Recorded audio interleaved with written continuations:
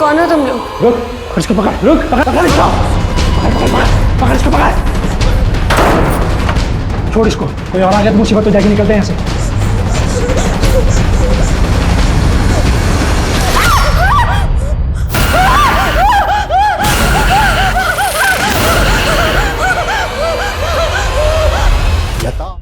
नमस्कार, मैं Sonali Kulkarni crime petrol सतर्क में आपका स्वागत करती हूँ।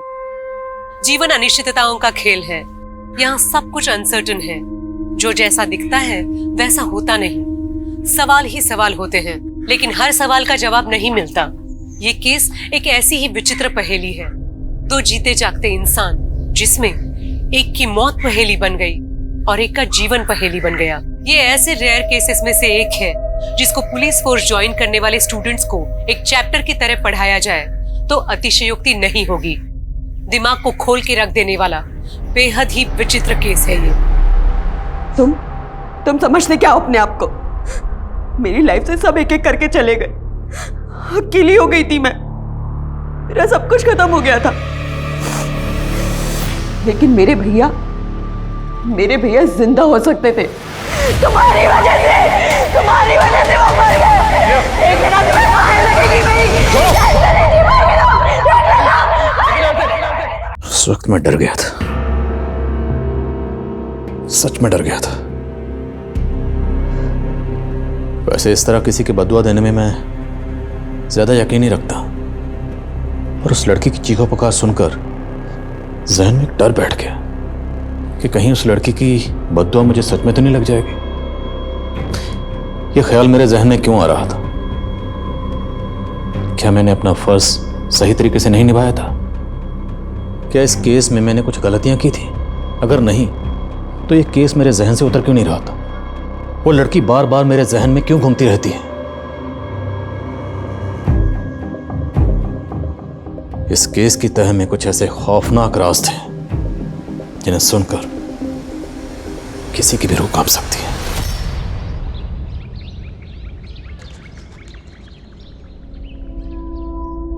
जब लोगों की भीड़ में भी आपसे कोई हालचाल पूछने वाला, आपके दिल की बात करने वाला ना हो, तो लोग अकेले से हो जाते हैं। पर मैं अकेली होकर भी अकेली नहीं थी। कोई तो है मेरा, पर कहाँ? शायद आज वो मुझे मिल जाए। श्रेया, ओह गॉड श्रेया, कितने सालों के बाद देखा तुझे। कैसी है यार तू? आप कौन? मजाक मत करो। मैं क्या थी तुम्हारी स्कूल में, भारती स्कूल, और मैंने तो सुना है तू भारती स्कूल में टीचर बन गई। मैं टीचर नहीं हूँ। आई थिंक आपको कोई गलतफहमी हुई है। श्रेया देख, तू ऐसे इग्नोर नहीं कर सकती मुझे। मैंने कहा ना आपको, मैं नहीं जानती।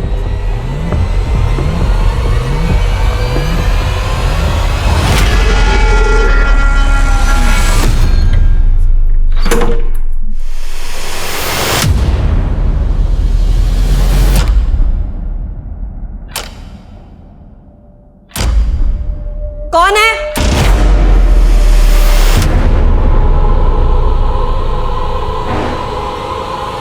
कौन हो तुम लोग? रुक, इसको पकड़, रुक, पकड़ इसको, पकड़ इसको, पकड़। छोड़ इसको, कोई और आ गया तो मुसीबत हो जाएगी, निकलते हैं यहाँ से।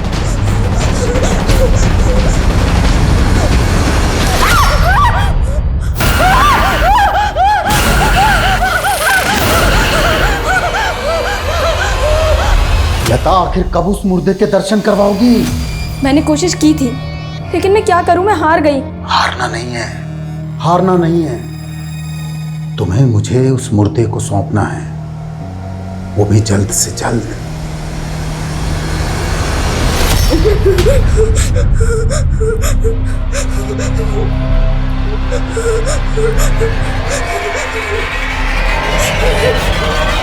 हेलो, क्या? नहीं तुम मत आओ, मैं आऊंगी। मेरा पति घर पे है, ठीक है? बाय।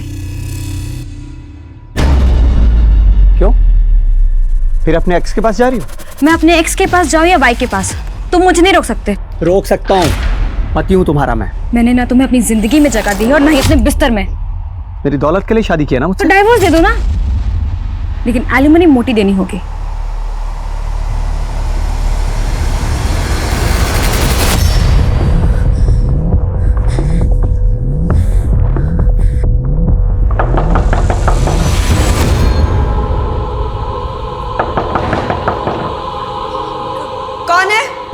श्रेया, मैं अविनाश।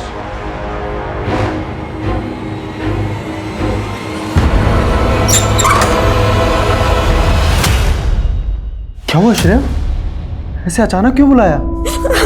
अरे क्या बात हुई? अच्छा रो मत, चलो अंदर चल के बात करते हैं। बैठ जाओ आराम से। अब पहले रोना बंद करो और मुझे बताओ क्या बात है। अविनाश, आज रास्ते में एक लड़की मिली थी। वो अजीब सी बातें कर रही थी मुझसे। उसके बाद जब मैं घर आई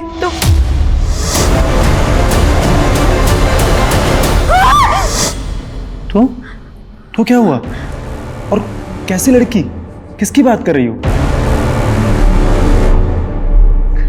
कुछ नहीं, मैं बहुत अकेलापन महसूस कर रही थी, इसलिए मैंने तुम्हें कॉल किया। हाँ तो अच्छा किया ना श्रेया। हाँ, डोंट क्राई, डोंट क्राई, मैं आ गया ना। हाँ अविनाश, तुम मुझे कभी छोड़कर तो नहीं जाओगे ना? कैसी बात कर रही हो Shreya? I want to marry you.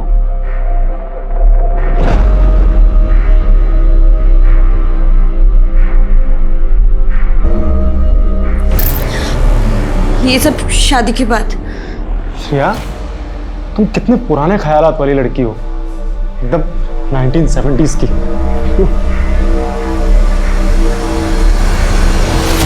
Avinash, अब क्या हुआ? तुम तो बुरा मान गए। तुम्हें नहीं पता मैं किस प्रॉब्लम से गुजर रही हूँ। कैसी प्रॉब्लम? बताती हूँ। एक काम करो, तुम बाहर चलकर बैठो, मैं कॉफी बना कर लेकर आती हूँ, फिर आराम से बैठ कर के बातें करेंगे। हाँ, वैसे भी हमारे बीच बातों के अलावा और होता ही क्या है।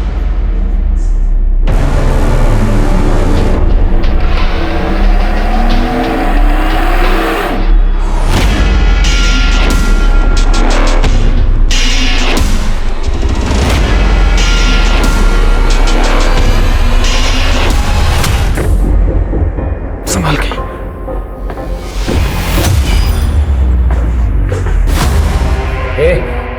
तेरी हिम्मत कैसी हुई मेरे घर में घुसने की? Excuse me. He's not going anywhere. Sandeep, तुम समझाओ, मैं थक गई। जतिन, यू नो तेरा और नीना का कुछ नहीं हो सकता। There is no future, so it's better कि तू इसे डाइवोर्स दे दे। तू मुझे बताएगा कि मुझे मेरी बीवी के साथ क्या करना चाहिए, क्या नहीं। मैं बताता हूँ तुझे। हेलो पुलिस, मेरा पति किसी का कत्ल कर रहा है। क्या हुआ? तुम लोग क्यों गए? मारो उसे, मारो उसे, वरना वो तुम्हें मार देगा।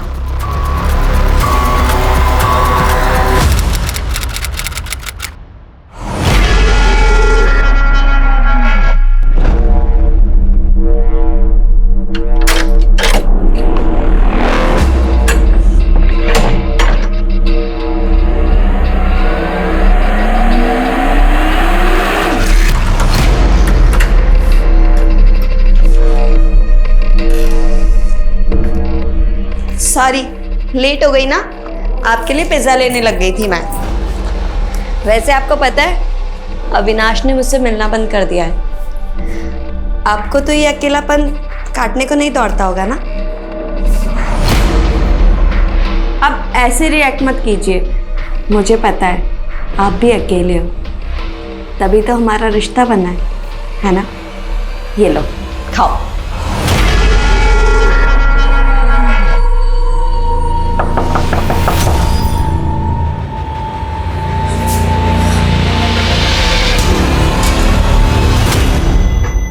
कैसी है तू बेटे? पापा, आप यहाँ क्या कर रहे हैं? Leave me alone. अरे बात तो पापा से इतना नाराज नहीं होते बेटा। आज मैं तेरी और तेरे भाई की सारी शिकायतें दूर कर दूंगा। बुला उसको तू। जतिन, भैया यहाँ नहीं है। क्यों, कहाँ गया वो? पता नहीं, आपकी वजह से भैया ने मुझे अकेला छोड़ दिया। और वैसे भी आपको कौन सी हमारी पड़ी है? आप जाइए अपनी उस गर्लफ्रेंड के पास, जाइए जाइए यहाँ मुझे से। बात करनी है श्रेया। मुझे आपसे कोई बात नहीं करनी अरे है। क्या कर रही तू? मुझे सुन तो सही। अरे बात तो सुन मेरी श्रेया।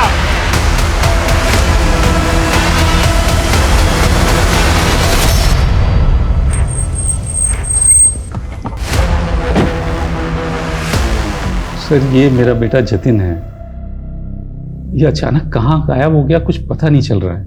मेरी बेटी इसे कई महीनों से ढूंढ रही है लेकिन कुछ पता नहीं चल रहा है। आपका बेटा इतने लंबे अरसे से गायब है, तो आप लोग मिसिंग कंप्लेंट लिखवाने के लिए अभी क्यों हैं? असल में बिजनेस के सिलसिले में मैं आउट ऑफ टाउन था। कल ही जब वापस लौटा हूँ तो मेरी बेटी ने बताया कि 3 महीनों से ये घर ही नहीं आया। हाँ, लेकिन आपकी बेटी तो यहीं थी। 3 महीनों से आपका बेटा गायब है, उन्होंने भी कोई मिसिंग कंप्लेंट नहीं लिखवाई। दरअसल मेरी बेटी मुझसे नाराज़ चल रही है। वो मुझे कुछ बता ही नहीं रही है। मुझे कुछ सही नहीं लग रहा है। कहना क्या चाहते हैं? साफ साफ बताइए, क्या चाहते हैं? सर मैं चाहता हूँ कि आप मेरी बेटी से बात करें तो शायद वो कुछ बताए।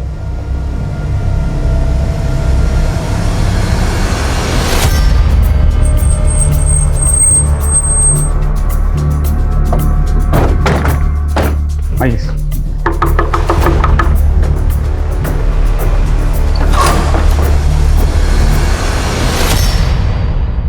आपका भाई पिछले 3 महीने से गायब है। आपको जरा भी फिक्र नहीं है कि आपका भाई कहाँ है? आपने पुलिस में रिपोर्ट भी नहीं लिखवाई। आपके पापा आए तब इन्होंने रिपोर्ट की, आपने क्यों नहीं लिखवाई? क्योंकि सर भैया मिसिंग है ही नहीं।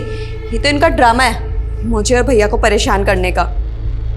कुछ टाइम बाद भैया वापस आ जाएंगे, तब आप खुद आकर के बात कर लेना उनसे।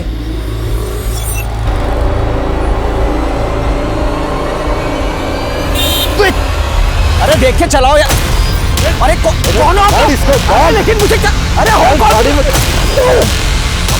अरे कौन? छोड़ो मुझे। कहाँ ले जा रहे हो? अरे बचाओ। ये चक्कर कुछ समझ में नहीं आ रहा। भवानी जी कह रहे हैं कि बेटा 3 महीने से गया है, लेकिन बेटी कह रही है कि जतिन गायब नहीं है। वो जहाँ कहीं भी गया है अपने आप आ जाएगा। आखिर ये चक्कर है क्या? पता करो, ये जतिन वाकई गायब है या मामला कुछ और ही है। जब तक जतिन यहाँ नहीं आ जाता मैं यहीं हूँ, कहीं नहीं जाऊंगा। और सुन, ये घर मेरा है और तू मुझे यहाँ से नहीं निकाल सकती।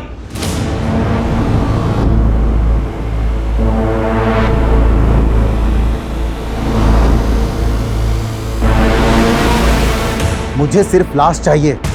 तुम्हें बताओ लाश का इंतजाम हुआ या नहीं? Very good.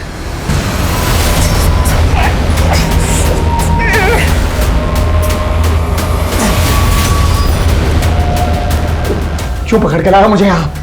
देखो तुम्हें जितना पैसे चाहिए मेरे पापा तुम्हें दे देंगे। तो प्लीज प्लीज मुझे छोड़ दो।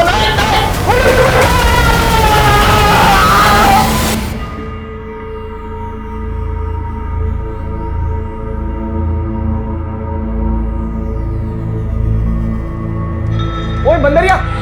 भैया अरे अरे वाओ, पाउट वाली हीरोइन की तरह क्लिक किया जा रहा है ना। अच्छा वैसे सच सच बता, ये फोटो बॉयफ्रेंड रवीश को भेज रही है? भैया आप मेरी इतनी जासूसी क्यों कर रहे हो? अरे भाई हूं तेरा, जासूसी तो करनी पड़ेगी ना। अच्छा एक बात बता, सच में शादी करना चाहती है उससे? हाँ पर टीचर बनने के बाद। अरे वाह, पापा से बात करूं? नहीं नहीं नहीं, पापा से बात तो करनी पड़ेगी ना। मैंने बोला आपको बात करने अरे की। बहन की शादी की बात है तो मतलब मुझे करना नहीं तो पड़ेगा ही। लेकिन नहीं, आओ। ओए संभाल। ये गिफ्ट कौन लाया? पापा आप लेकर आइए गिफ्ट। ओए ये गिफ्ट मैं लाया हूँ। फिर तो नहीं चाहिए, रख लो अपना गिफ्ट अपने पास। पापा हमेशा भैया ना गिफ्ट देकर के रिटर्न गिफ्ट मांगते हैं। पापा बोलो इसे कुछ। तो दे देना तू भी भाई को रिटर्न गिफ्ट। नहीं पापा, मुझे नहीं देना इनको गिफ्ट। और वैसे भी जब से माँ गई है ना, भाई बहुत इरिटेटिंग हो गए हैं। अब भी बता दो पापा, ये गिफ्ट पकड़ो। मैं बता।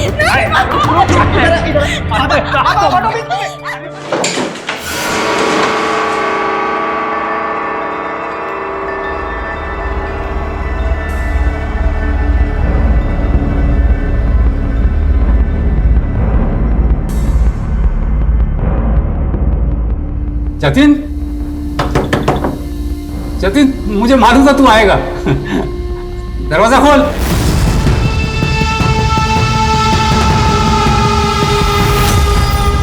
पापा आप यहाँ क्या कर रहे हैं? जतिन आया है, आवाज सुनी मैंने उसकी।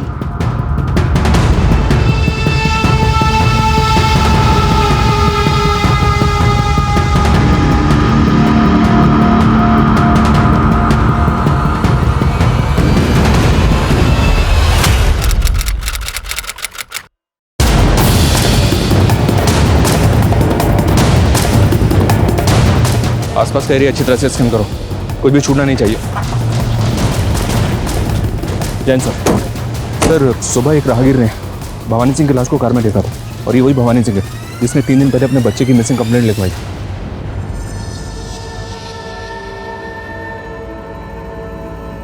बॉडी पे कोई एक्सटर्नल इंजरीज के मार्क्स नहीं है और ना ही गले पे कोई स्ट्रेंगुलेशन मार्क्स है, लेकिन मुंह से झाग निकल रही है।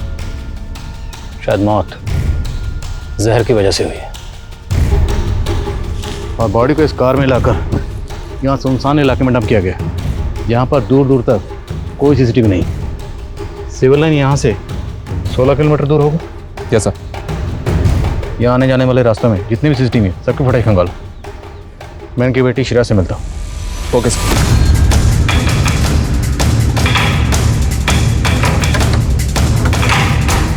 इस तरह ताला लगा के आखिर शिरा कहाँ गई होगी? ये सीसीटीवी फुटेज चेक करो और आसपास कोई पड़ोसी है तो बुलाओ उसे। Okay sir. जी हाँ सर, भवानी जी भी कल रात को यहीं थे। वो श्रेया का बर्थडे था तो उसने मुझे भी बुलाया था। इनफैक्ट सर, उसने बताया था कि उसका भाई जतिन भी आने वाला है पार्टी में। तो जतिन आया था?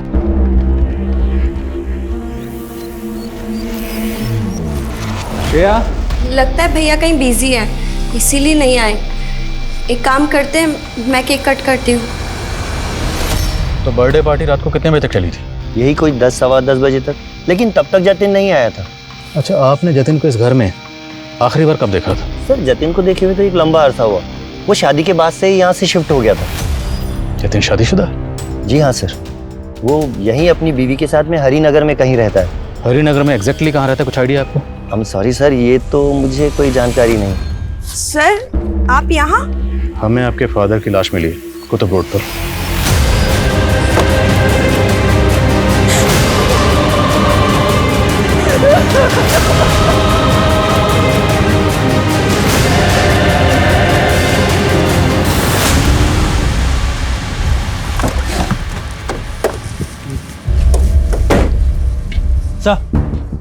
सर, भवानी का फ़ोन ऑन हो गया, लेकिन पासवर्ड इंटैक्ट है। सर, मैंने पासवर्ड क्रैक करने के लिए बोला।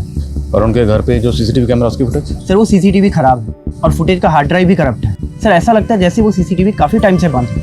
सर, मैं हार्ड ड्राइव का डेटा रिट्रीव करवाने की कोशिश। उनका घर काफ़ी पॉश एरिया में, उनके घर के अलावा उनके घर के आसपास और भी सीसीटीवी कैमरा होंगे, उनकी फुटेज भी खंगाल। Okay sir. Sir, primary postmortem report में सामने आया कि भवानी की मौत पॉइजन की वजह से हुई है। ये देखें सर, और लाश मिलने के तकरीबन 12 घंटे पहले उसकी मौत हो चुकी थी। 12 घंटे पहले मतलब शिरा की बर्थडे वाले रात 11 से 12 के बीच में। और पड़ोसी ने बताया था कि बर्थडे पार्टी तकरीबन रात को 10 बजे तक चली थी। और एक बात सर, भवानी की कार में जो पानी की बोतल मिली थी, ये पॉइजन उसी में मिला हुआ था। कहीं ऐसा तो नहीं सर कि भवानी ने किसी हताशा में सुसाइड कर लिया?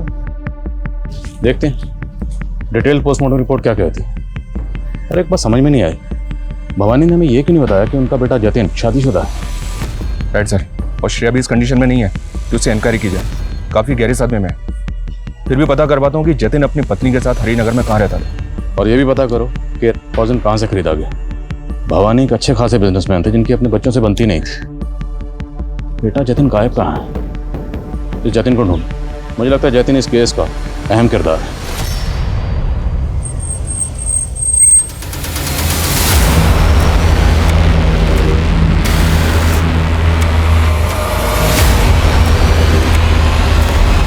सर, ये जतिन अपनी पत्नी के साथ हरिनगर के जिस घर में रहता था, उस घर का तो पता चल गया है, लेकिन उस घर पे पिछले 3 महीने से ताला लगा है, और वो घर भी भवानी के नाम है सर।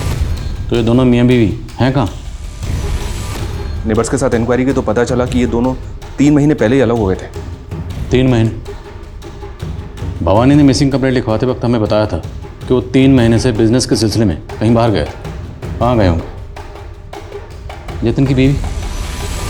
उसका पता लगा लिया सर, वो सिद्धि टूर्स एंड ट्रेवल्स की मालकिन है। सर, भवानी अंकल की मौत का दुख है मुझे, लेकिन पिछले 3 महीने से मैं जतिन और उसकी फैमिली से कांटेक्ट में नहीं हूँ। 3 महीने पहले हमारा डाइवोर्स हो चुका है। और 3 महीने से ही जतिन को किसी ने नहीं देखा। डाइवोर्स होने के बाद जतिन कहाँ रह रहा था? सर, मैंने कहा ना, मैं पिछले 3 महीने से उसे कांटेक्ट में नहीं हूँ। अच्छा, आपके और जतिन के बीच में डाइवोर्स की वजह क्या थी? सर, एक पति पत्नी के बीच में बहुत सी वजह होती है। मैं वो सारी बातें आपको बताना ज़रूरी नहीं समझती। That's my personal matter.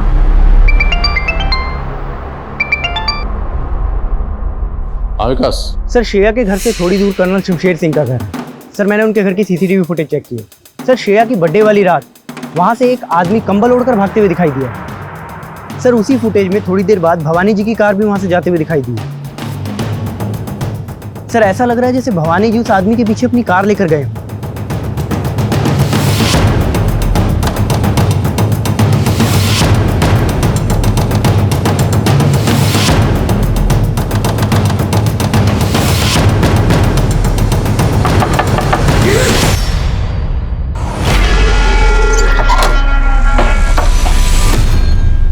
आपसे कुछ बात करनी थी। आपकी बर्थडे वाली रात ये आदमी अपनी कार में आपके घर के आसपास देखा गया। इसने अपना मुंह ढका हुआ है और कुछ देर बाद जिस डायरेक्शन में ये गया उसी डायरेक्शन में इसका पीछा करते हुए आपके फादर भी इसके पीछे गए। ये आदमी कौन है?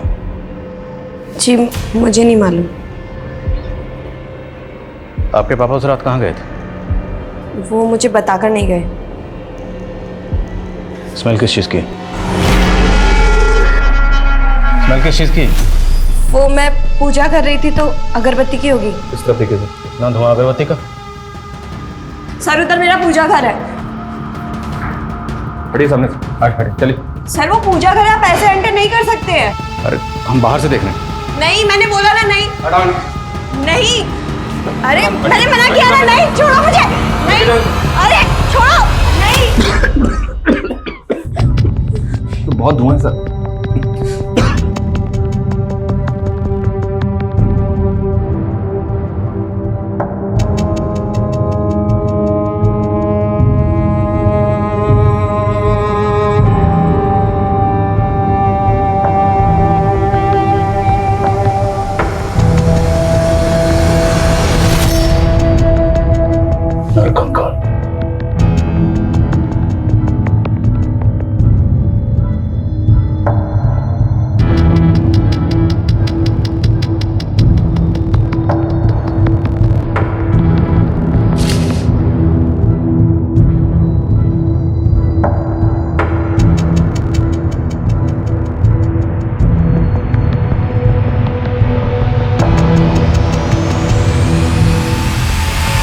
माथुर सारी चीजें कस्टडी में लो। कंकाल किसका है? मुझे नहीं मालूम सर। कैसे नहीं मालूम? तुम्हारे घर में कंकाल पड़ा हुआ है, तुम्हें नहीं मालूम किसका कंकाल है? बोलो। कहीं ऐसा तो नहीं जतिन मर चुका और तुम सबको बेवकूफ बना रही हो? वो भैया नहीं है, भैया मरे नहीं है, वो जिंदा है। वो वापस आएंगे। तो फिर ये कंकाल किसका? वो सर 3 महीने पहले।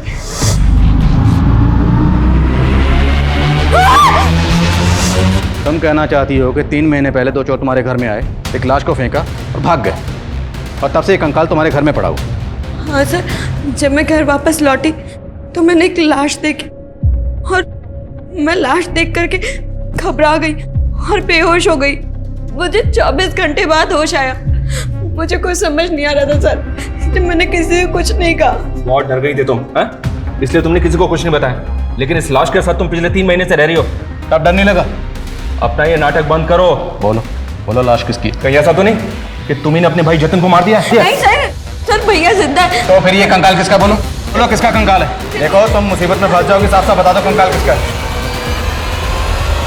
जतिन एक लंबे समय से गायब था और श्रेया लगातार कह रही थी कि उसका भाई जतिन वापस आएगा।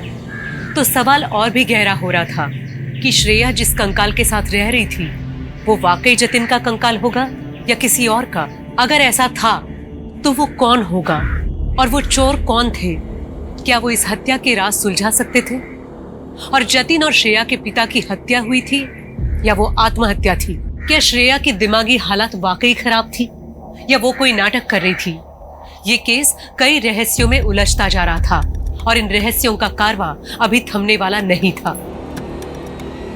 नहीं पापा, भैया नहीं है अंदर। आप जाइए अपने कमरे में, जाइए जाइए। बहुत हो गया तेरा और तेरे भाई का नाटक। एक नहीं सुनूंगा मैं। बात करनी है मुझे जतिन से। पापा नहीं, पापा सुनो। तो रोक क्यों रही है तू मुझे?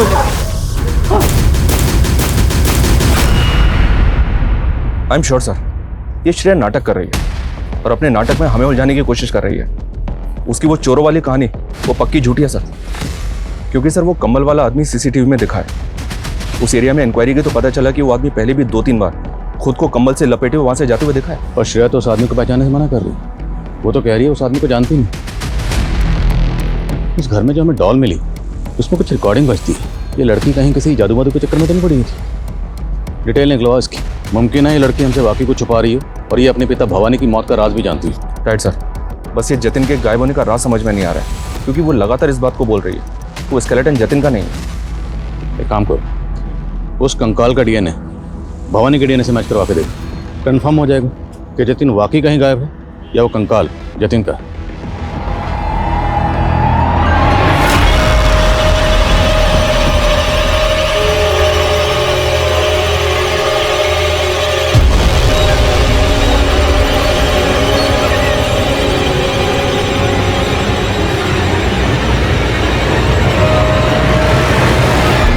क्या भवानी का फ़ोन अनलॉक हो गया? कॉल हिस्ट्री में उन्होंने लास्ट कॉल रात को 11 बजे सुनीता को किया था। अब तो 11 बजे। कौन है सुनीता? सुनीता एक एडवोकेट। जी मैं भवानी जी की कंपनी के लीगल एडवाइजर हूँ। तो उस रात आपने भवानी जी को ऐसी का लीगल एडवाइस दी कि उसके बाद उनकी मौत ही होगी? ये सुन के तो मैं भी खुद हैरान हूँ सर। दरअसल उस रात को वो अपनी विल के बारे में मुझसे कुछ बात करना चाह रहे थे। सुनीता, मुझे अपनी विल चेंज करनी है, तुरंत मिलना है तुमसे। लेकिन उसके आगे उन्होंने कुछ बताया नहीं था। मैं एक्सपेक्ट कर रही थी कि वो अगले दिन मुझसे मिलने आएंगे, लेकिन फिर। तो उनकी पहली विल में ऐसा क्या लिखा था जिसे वो चेंज करवाना चाहते थे? सर उनकी पहली विल के मुताबिक उनकी मौत के बाद उनके बेटा, उनकी बेटी और उनके भाई तीनों ही बराबर हकदार थे उनकी प्रॉपर्टी में। उनका कोई भाई भी है? जी, उनका एक छोटा भाई है विक्रम सिंह। वो यहीं कुतुब रोड पे कहीं रहता है। कुतुब रोड पे हमें भवानी जी की लाश मिली। क्या इन दोनों भाइयों का आपस में किसी बात को लेकर कोई झगड़ा था? सर विक्रम, श्रेया और जतिन, इन तीनों का ही भवानी जी के साथ अक्सर कुछ ना कुछ इशू चलता रहता था, खासतौर पर उनके पुश्तैनी घर को लेकर। भैया आपकी बिल से मेरे को कोई लेना देना नहीं है। ये हमारा पुश्तैनी घर है, इसको बेचिए और मेरा हिस्सा मुझे दे दीजिए। चाचा जी, ये घर नहीं बिकेगा।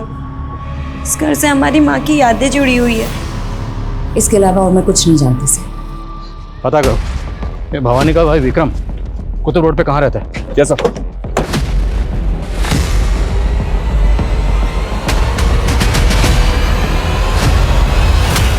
हेलो श्रेया, मैं डॉक्टर उषा। डॉक्टर, मैं बीमार नहीं हूँ, प्लीज मुझे जाने दीजिए। Please leave me. मैंने भी पुलिस ऑफिसर्स को यही कहा कि तुम बिल्कुल नॉर्मल हो, लेकिन उन्हें लगता है कि तुम्हारी दिमागी हालत ठीक नहीं है, इसलिए उन्हें यकीन दिलाने के लिए तुम्हें मुझसे सच कहना होगा। ओके? सर मैं श्रेया के बारे में पता कर रहा था, तो पता चला कि श्रेया 2 महीने पहले तक ज्ञान भारती स्कूल में टीचर थी। सर उसने उसी स्कूल से पढ़ाई भी की थी, लेकिन सर अचानक से उसने टीचिंग की जॉब से रिजाइन कर दिया था। रिजाइन की वजह? सर एग्जैक्ट वजह तो पता नहीं चली है, लेकिन सर स्कूल स्टाफ का कहना है कि कुछ अरसे से उसे भूलने की आदत हो गई थी। सर प्यून ने बताया कि वो संडेज को भी स्कूल आ जाया करती थी और स्कूल का गेट बंद देखकर उसे याद आता था कि आज छुट्टी है। तो क्या इस लड़की की दिमागी हालत वाकई इतनी खराब है? उसका भाई जतिन, कुछ पता चला कहाँ? सर जतिन कहाँ है ये तो कुछ पता नहीं चला, लेकिन सर ये बात पता चली है कि जतिन अपने फादर के बिजनेस में इन्वॉल्व नहीं था, वो एक स्पर्म डोनर था। Sperm donate? अरे मेरी पहले ही हालत खराब है और तू स्पर्म डोनेट करने की बात कर रहा है। रख फोन। सर जिस क्लिनिक को वो स्पर्म डोनेट करता था मैंने वहाँ भी पता किया, पिछले 3 महीने से जतिन वहाँ भी नहीं गया। जतिन की बीवी नीना खुद इतने बड़े बिजनेस की मालकिन है और ये बंदा स्पर्म डोनेट करता था। ये जोड़ी कुछ समझ में नहीं आ रही। सर जतिन की बीवी नीना का एक संदीप नाम के आदमी के साथ अफेयर था, वो भी शादी के पहले, और ये संदीप अब नीना के बिजनेस में भी इन्वॉल्व है। तो जतिन को गायब करवाने के पीछे कहीं इसकी बीवी नीना का हाथ तो नहीं? अच्छे से पता करो। Okay sir. सर भवानी के भाई विक्रम का पता चल गया है? सर उस कंकाल के बारे में मैं कुछ नहीं जानता। मैं तो मिला भी नहीं था जतिन से काफ़ी दिनों से। हाँ, उस रात को भवानी भैया ने बुलाया ज़रूर था मुझे श्रेया की बर्थडे पर, लेकिन मैं जा नहीं पाया था। आपके भाई की लाश आपके घर से महज 1.5 किलोमीटर दूर मिली। हो सकता है वो आपसे मिलने आए हों, आप दोनों मिले, आप दोनों में किसी बात को लेकर कहा सुनी हुई और आपने ही अपने। नहीं सर, क्या कह रहे हैं आप? मैं उनसे नहीं मिला था। तो फिर आपके भाई उस एरिया में क्या करने गए थे? सर मुझे नहीं पता। सर वो सिर्फ मेरे भाई नहीं थे, बाप जैसे थे। तभी तो अपने बेटा बेटी के साथ में मुझे बराबर का हिस्सेदार बनाया था। हिस्सेदारी दी होगी, लेकिन फिर भी वो सिविल लाइन वाला पॉश घर वो आपके हिस्से में नहीं आ रहा था। सर उसका मुझको कोई मलाल नहीं था। मैं तो श्रेया और जतिन की खुशी चाहता था। भैया अगर बच्चे नहीं चाहते तो ये घर मत बेचिए ना। ये घर भाभी की आखिरी निशानी है, यही समझ के इनकी बातों का सम्मान कीजिए। उल्टा भैया खुद चाहते थे कि वो घर बिक जाए और श्रेया और जतिन उनके साथ में अजमेर शिफ्ट हो जाएं। अजमेर? यस सर, वहाँ पे भी भैया की एक कोठी थी जो अब उस सुनीता ने अपने नाम करवा ली। सुनीता एडवोकेट? Yes sir. वो आपके भाई की कंपनी में लीगल एडवाइजर। आपके भाई अपनी कोठी उसके नाम क्यों करेंगे? सर आप उसको नहीं जानते, बहुत पहुंची हुई चीज़ है। उसी के प्यार में पड़कर भैया अपने बाल बच्चों को भूल गए थे। भाभी के मरने के बाद में बिल्कुल ध्यान ही नहीं दिया अपने बच्चों पर। बेचारे कई कई दिन अकेले रहते थे। अब तो बाप का साया भी उठ गया उनके सर से। सर मैंने कोई मैनिपुलेशन नहीं किया था। भवानी जी ने खुद अपनी मर्जी से, अपनी खुशी से वो अजमेर वाला घर मेरे नाम किया था। पर आपने हमें पहले नहीं बताया। क्या भवानी जी के साथ रिलेशनशिप में थे? क्या बताते सर, हमारे बीच में ऐसा कुछ बचा ही नहीं था। भवानी जी ने अपने बच्चों के कारण मुझसे दूरी बना ली थी। अच्छा उस रात क्या भवानी जी ने वाकई अपनी वसीयत चेंज करने के लिए आपको फोन किया था? जी सर, पर मुझे नहीं पता कि अचानक उस रात को ऐसा क्या हुआ जो। देखिए सर, आप कुछ भी समझिए, लेकिन मुझे अभी भी भवानी जी के भाई विक्रम पर ही शक है। श्रेया का मैंने अच्छे से एग्जामिन किया, मुझे लगता नहीं है कि वो नाटक कर रही है। उसकी दिमागी हालत स्टेबल नहीं है। और वो अभी भी यही कह रही है कि वो कंकाल उसके भाई जतिन का नहीं है, उसने किसी को नहीं मारा। जी, वो अभी गहरे सदमे में है और मुझे लगता है उसे जानने के लिए उसके करीबी लोगों से हमें मदद लेनी चाहिए। उसका दोस्त, रिश्तेदार या फिर बॉयफ्रेंड। बॉयफ्रेंड? क्या उसने आपसे अपने किसी बॉयफ्रेंड का जिक्र किया है? नहीं, लेकिन वो सेक्सुअली एक्टिव है, तो मुझे लगता है कि उसकी लाइफ में कोई ना कोई लड़का है। इन दो नंबर से श्रेया की लगातार बात हो रही थी, पता करो ये दोनों नंबर किसके हैं। Okay sir. सर श्रेया के घर के सीसीटीवी का हार्ड ड्राइव रिट्रीव हुआ है। इसमें पिछले 3 महीने की फुटेज है। और सर 3 महीने से सीसीटीवी बंद है। सर इस दिन श्रेया मेन डोर से घर के अंदर दाखिल हुई, तब घर पे ताला लगा हुआ था। और उसके बाद ये दोनों आदमी मेन डोर से भागते हुए दिख रहे हैं और इन दोनों के हाथ में बैग भी है। तो सवाल ये है कि अगर घर में ताला लगा हुआ था तो ये दोनों घर में दाखिल कैसे हुए होंगे? हो सकता है सर ये दोनों चोर हों और टेरेस से होते हुए घर के अंदर दाखिल हो गए। तो मतलब श्रेया की चोरी वाली बात सही है। बस फुटेज में जतिन कहीं नहीं दिख रहा। श्रेया के मुताबिक 2 लोग जब घर में आए थे, उनके भागने के बाद घर में उसने एक लाश देखी। अब अगर 2 लोग घर में चोरी करने आए थे तो लाश फेंक कर क्यों जाएंगे? हो सकता है सर चोर 2 नहीं 3 हो। इन तीनों का आपस में झगड़ा हुआ, 2 ने मिलकर एक को मार दिया और उसको छोड़ के भाग गए। पर फिर भी एक लड़की एक लाश के साथ रह रही थी, वो भी अकेली, और वो भी 3 महीने के लिए। नॉर्मल है? पता करो ये दोनों चोर कौन थे, और वो कंबल वाला आदमी भी हो सकता है इनसे कनेक्टेड हो। और एक बात सर, चोरी के अगले दिन का भी फुटेज चेक किया मैंने। इस घर में एक और लड़के का आना जाना था। कौन है लड़का?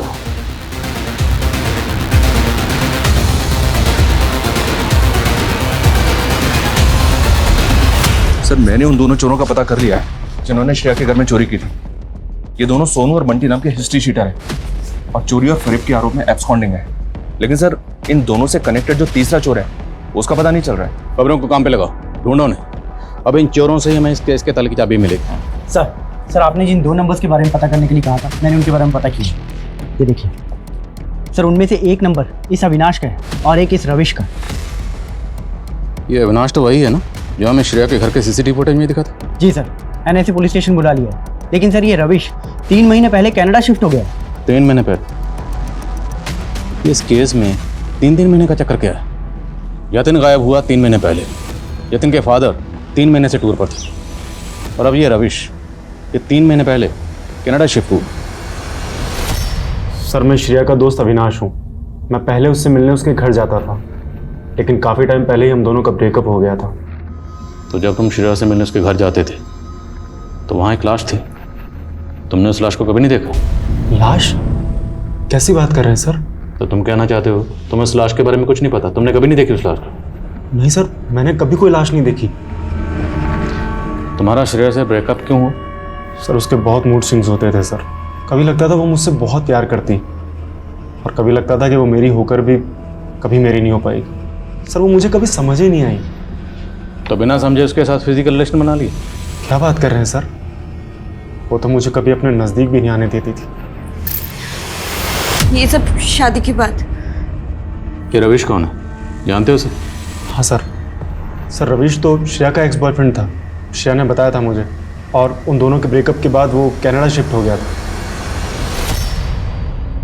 श्रेया, अच्छा तुम नहीं जानती कि जतिन कहाँ गया, लेकिन मैं जानना चाहती हूँ कि तुम्हारा किसके साथ फिजिकल रिलेशन था। घबराओ मत, मैं ये सीक्रेट रखूंगी। श्रेया देखो, क्या वो अविनाश था या रविश? श्रेया घबराओ मत।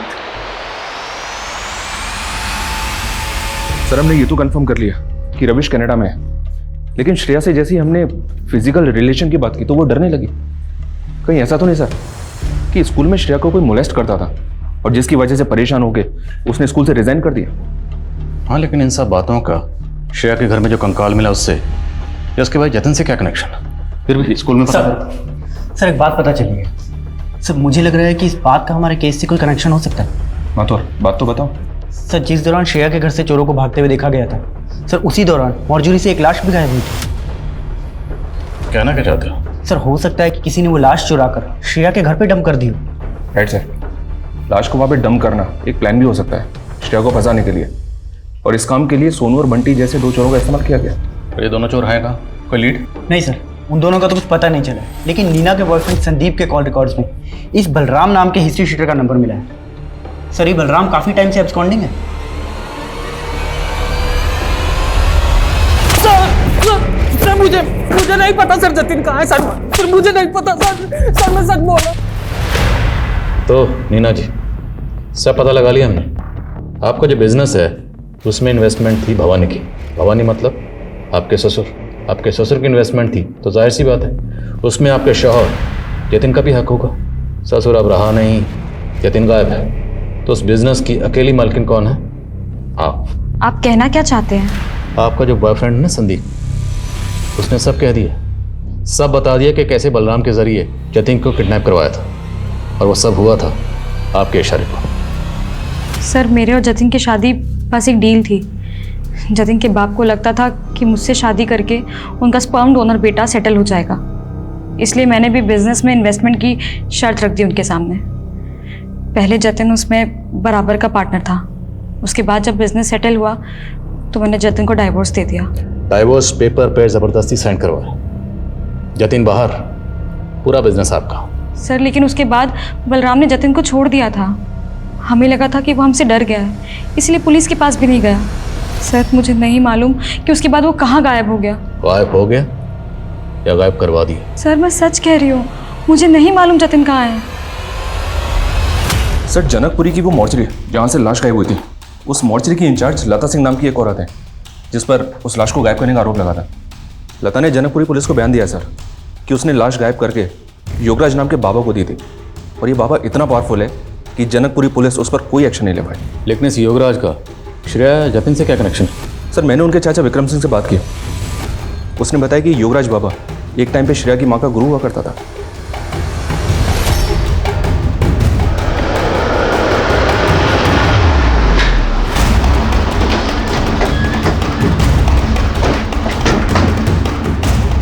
हमारे पास इस बात के पुख्ता सबूत हैं कि आप छुपते छुपाते हुए अपनी कार में सिविल लाइन में श्रेया के घर उससे मिलने जाते थे।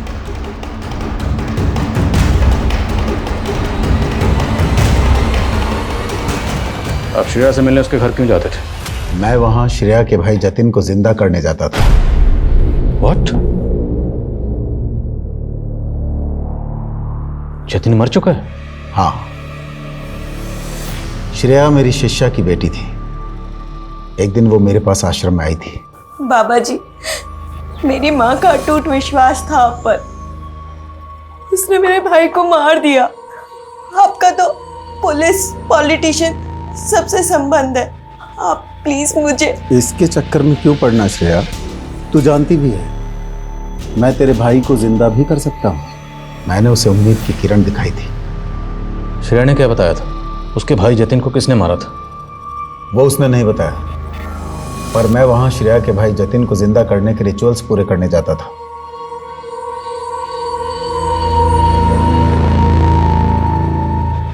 पर मेरी साधना अधूरी रह गई। जतिन के कंकाल को तुम लोगों ने अपने कब्जे में ले लिया। कोई साधना वादना नहीं। तुम जैसे ढोंगी बाबा अपने लालच के चक्कर में लोगों को बेवकूफ बनाते हो। लालच? अगर मुझे लालच होता तो मैं मॉर्चुरी से वो लाश क्यों गायब करवाता?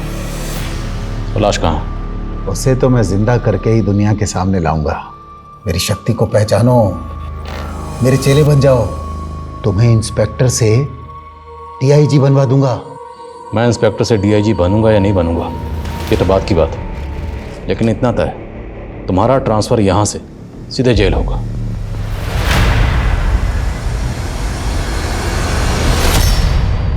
तुमने योगीराज को बताया था कि तुम्हारे भाई जतिन को किसी और ने मारा था। अगर उसे किसी और ने मारा था तो उसकी लाश तुम्हारे पास कैसे? बोलो, किसने मारा था उसे? जतिन को किसने मारा? चुप क्यों? बोलो, उसकी लाश तुम्हारे पास कैसे आई? जतिन को किसने मारा? चुप क्यों? बोलो, उसकी लाश तुम्हारे पास कैसे आई? कहीं ऐसा तो नहीं कि तुमने अपने भाई जतिन को मारा? तुम समझते क्या हो अपने आप को? हाँ? मेरी लाइफ से सब एक एक करके चले गए। अकेली हो गई थी मैं। सब कुछ खत्म हो गया था मेरा। लेकिन मेरे भैया जिंदा हो सकते थे। जिंदा हो सकते थे वो, लेकिन तुम्हारी वजह से मेरा भाई जिंदा नहीं हो पाया। तुम्हें हाय लगेगी तुम्हें मेरी। कैसे जी नहीं पाओगे तुम? लेके जाओ इसे। Sir, are you okay? Sir, उस एरिया के कई केमिस्ट और किराना स्टोर में इंक्वायरी की तो फाइनली नारायण चौक के किराना स्टोर ने भवानी का फोटो आइडेंटिफाई किया। उसने कंफर्म किया कि भवानी ने खुद वो पॉइजन और पानी की बोतल खरीदी थी। ये सब बातें तो इसी की तरफ इशारा कर रही हैं सर कि शायद भवानी ने खुद ही जहर खा लिया हो। अगर भवानी ने वाकई खुदकुशी की है तो मुमकिन है उनको पता चल गया हो कि उनका बेटा जतिन मर गया है।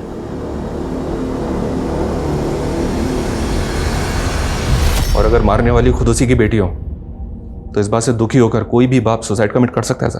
भगवान, क्या एक बहन अपने सगे भाई का कत्ल कर सकती है? वो कत्ल करने के बाद उसकी लाश को अपने घर में छुपा के रख सकती है इतने लंबे अरसे तक कि लाश गलकर कंकाल बन गई। इस बात पे यकीन करने को दिल नहीं कर रहा। सर, जतिन और श्रेया से जुड़ा हर शख्स तो यही कह रहा है, लेकिन सर श्रेया की एक दोस्त है ख्याति, उसका कुछ और ही मानना। मेरी आज से बात हुई है। क्या मानना उसका?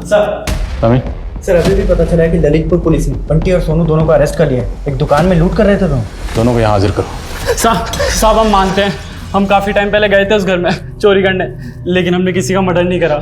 हाँ साहब, हम सच कह रहे हैं। हम तो रेकी करके वहाँ गए थे। हमें लगा वहाँ कम लोग होंगे तो चोरी करना आसान होगा, लेकिन जब हम चोरी करने पहुंचे तो वहाँ लाश पड़ी थी सर।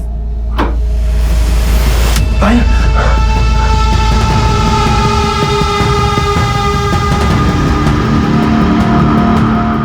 इसकी लाश पड़ी थी? हाँ सब यही था। हमने इसको 2 दिन पहले रेकी के वक्त वहाँ जिंदा भी देखा था, लेकिन जब हम चोरी करने पहुंचे तो वहाँ इसकी लाश पड़ी थी सर। माँ कसम साहब, आपने नहीं मारा इसको। सर, श्रेया मेरे बचपन की बेस्ट फ्रेंड थी और उसने अचानक से मुझसे दूरी बना ली क्योंकि जतिन ने कहा था कि वो मुझसे बात ना करे, और इसीलिए इतने सालों के बाद वो मुझसे मिली और उसने मुझे पहचानने से मना कर दिया। बचपन में ऐसा क्या हुआ था? श्रेया भूल हो गई। अच्छा, अब नहीं करूंगा बस। आप कहना चाहती हैं कि बचपन में जतिन ने श्रेया के साथ? सर, हो सकता है कि ये सिलसिला उनके बड़े होने के बाद भी चलता रहा हो। कैसे मुमकिन है? I mean, दोनों सगे भाई बहन। सर, मैंने देखा तो नहीं, लेकिन सर महसूस ऐसा ही होता था कि जतिन श्रेया को मोलेस्ट करता था।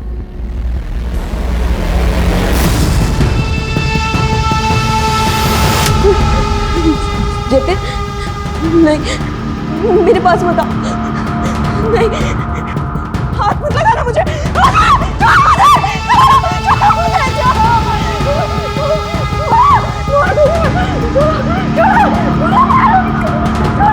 छोड़ो, मार डालूंगी मैं इसको।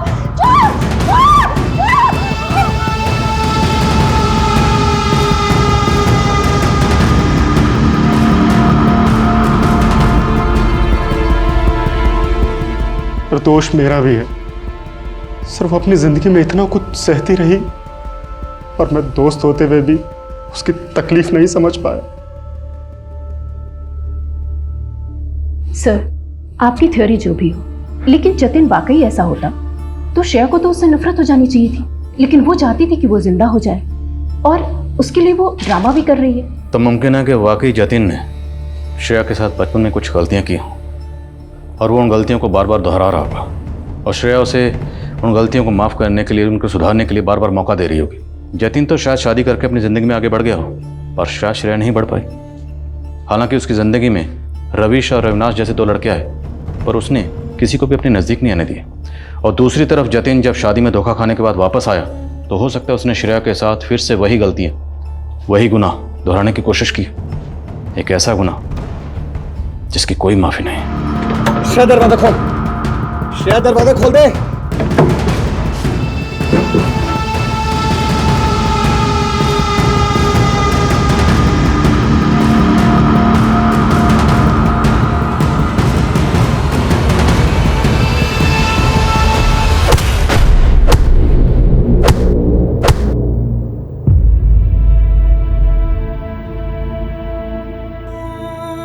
सुनो, तुम एक ही चाय क्यों लेकर आई हो? तुम्हें पता है ना भैया बैठे हैं यहाँ पर। जाओ, एक चाय और लेकर आओ। जाओ। हाँ भैया, क्या कह रहे थे आप? हाँ, ये सही बात है। इस केस को लेकर पुलिस की जो थियोरी है वो भाई बहन के पवित्र रिश्ते को कलंकित करने वाली है, जिसको लेकर पुलिस को कई तरह की आलोचनाओं का भी सामना करना पड़ा है। लेकिन ये केस अब तक ओपन एंडेड है और किसी नतीजे तक नहीं पहुंच पाया है। कानूनी जानकार केस को लेकर आज भी कई तरह की राय रखते हैं, जो अपने आप में एक गहन अध्ययन का विषय है, जिसमें कई सवालों के पुख्ता जवाब नहीं मिले। लेकिन इन अनिश्चितताओं की एक वजह एक मृत व्यक्ति को जिंदा करने का अंधविश्वास भी है, और ऐसे अंधविश्वास की जड़ें हमारे समाज में इतने गहरे तक उतरी हुई हैं कि अक्सर इन अंधविश्वासों में छिपे गुनाहों को छिपाया जाता है और कई केसेस अपने सही अंजाम तक नहीं पहुंच पाते। अब मैं सोनाली कुलकर्णी आपसे विदा लेती हूँ। आप अपना और अपनों का ख्याल रखिए। आप जानते हैं हम सब एक मुश्किल दौर से गुजर रहे हैं। कृपया मास्क पहने, सैनिटाइजर का इस्तेमाल करें और सामाजिक दूरी बनाए रखें। देखते रहिए क्राइम पेट्रोल सतर्क। जय हिंद।